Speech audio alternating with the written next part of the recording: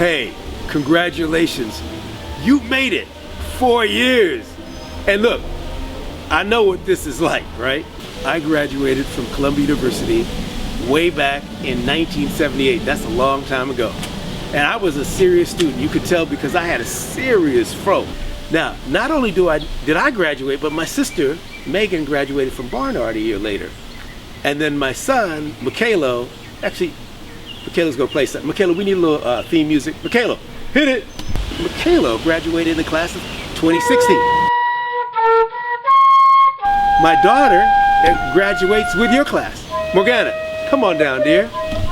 So you should congratulate yourselves, but you should also congratulate the people that helped you get there. Morgana, please give me a schnizzle. This is a homespun operation. Give me my schnizzle. Here's your schnizzle. All right, go ahead now. Thank you. Don't take up my frame now. Okay, now listen. I'm gonna talk to you for real like if I was your uncle. You know how everyone's got that uncle that gets a little inebriated, maybe he's at home, he's had the quarantini, he's kicking back, and he's gonna tell you the real story, okay?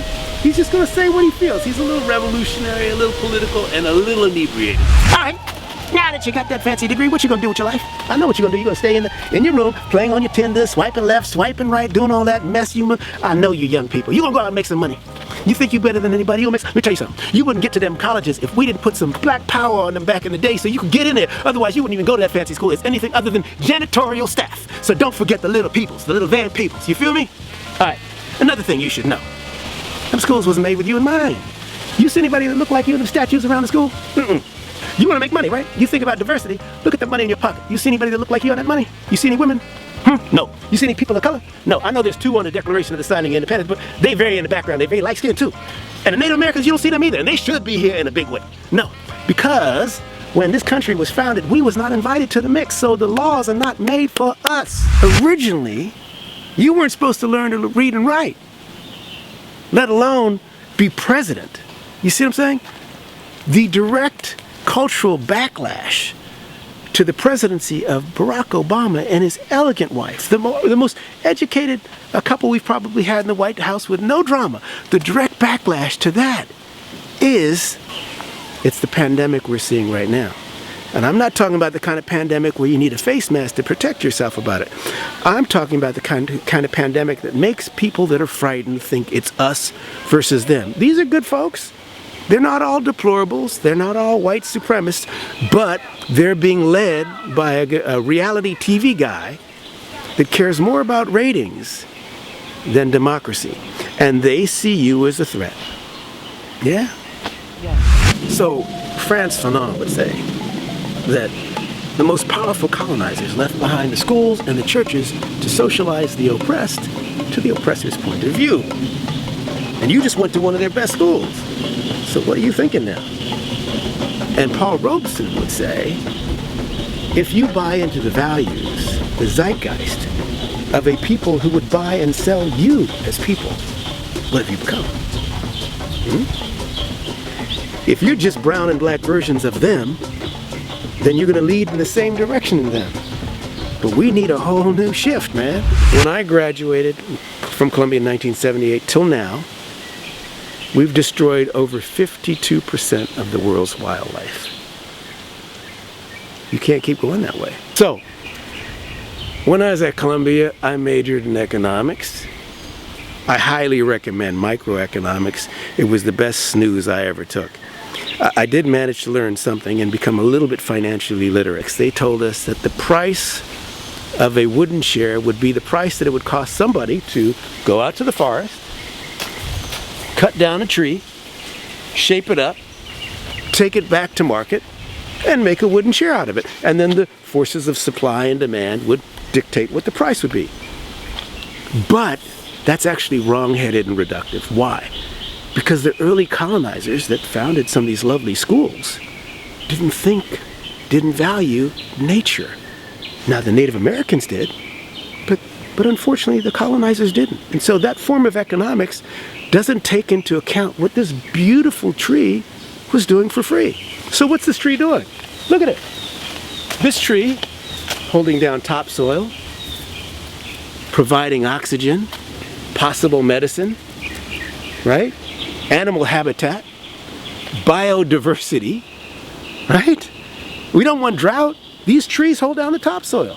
And possibly this living tree has a spirit, like we have a spirit. But modern economics didn't take that into account.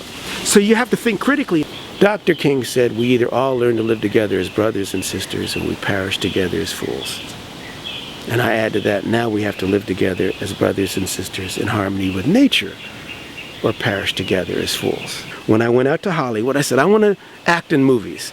But then I didn't like the roles that people of color were being offered, so I said, you know what? I don't want to just be a job seeker, I want to be a job creator. So I'll direct and write and produce as well. And that's when my Columbia degree really kicked in and was helpful. So now I'm there.